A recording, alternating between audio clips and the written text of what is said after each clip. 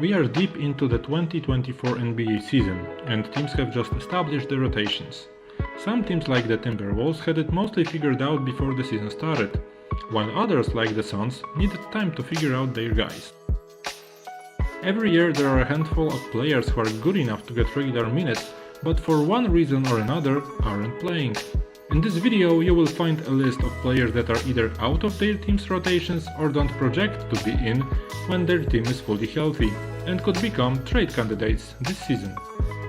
Number 1 is Bones Hyland from Los Angeles Clippers. It seemed like the writing was on the wall for Hyland in the Clippers rotation when they traded for James Harden. He kept playing while Russell Westbrook remained in the starting lineup, but now he is the primary backup point guard. Hyland still has another year remaining on his deal, so there is no rush to move him. They could look to extend him on a long-term deal next summer, given their lack of youth on the roster. But if the Clippers feel the need to make a trade to bolster their rotation, Hyland is one of their best assets remaining. Amir Coffey is another player who could be moved for similar reasons. Number 2 is Aleksej Pokusevski from Oklahoma City Thunder. It appears that the Thunder have moved on from Pokusevski, and it's unfortunate considering the strong start he had last season prior to a major injury. He has logged less than 40 minutes in 6 games, and for the first time in years Mark Daigneault has a tighter and more consistent rotation, now that they are competing for a playoff spot.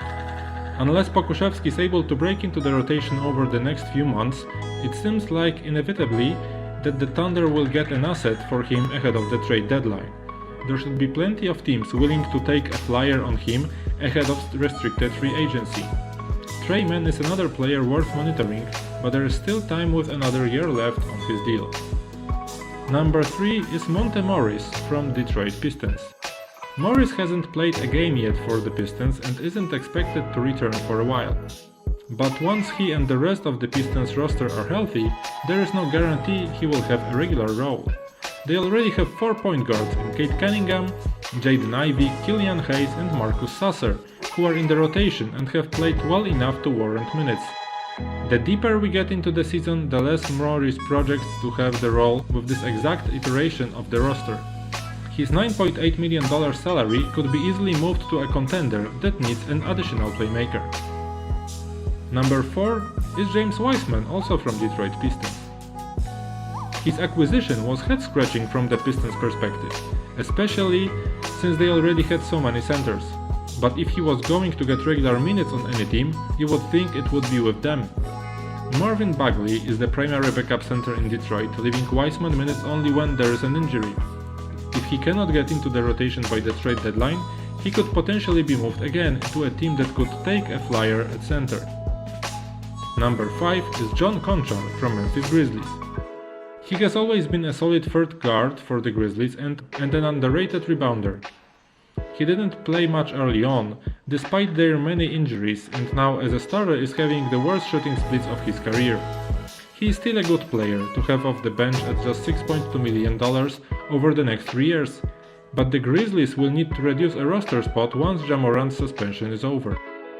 It seems unlikely it will be a big man given their lack of size, and Konchar doesn't project to be in the rotation once Morant, Marcus Smart and Luke Kennard return to the lineup. Konchar could be the odd man out in that scenario. Number 6 is Bol Bol from Phoenix Suns. It seemed like he turned a corner last year in Orlando and became a real NBA player. It surprised me when they waived him in July, and it felt like the Suns were getting a good rotation player on a bargain. Unfortunately, he has only logged few minutes in few games and couldn't even get on the floor when Drew Eubanks missed time. The Suns are finally starting to realize the 9-10 guys in their regular rotation, and the Ball doesn't appear to be one of them. If they make some trades on the margins, he could be included.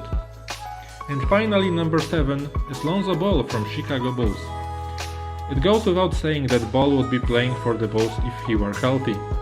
He's not expected to play this season, but it might not matter if the Bulls end up blowing up their roster. And as we get closer to the end of Ball's contract in 2025, it gets easier for the Bulls to trade him. They are already off to a dreadful start, and Zach LaVine could eventually get traded. If that happens, that could escalate trades for other veterans like DeMar DeRozan and maybe even Alex Caruso. This could lead to a cost-saving move involving Ball, though that could come regardless of their direction. And what do you guys think? Who is your candidate to be traded very soon?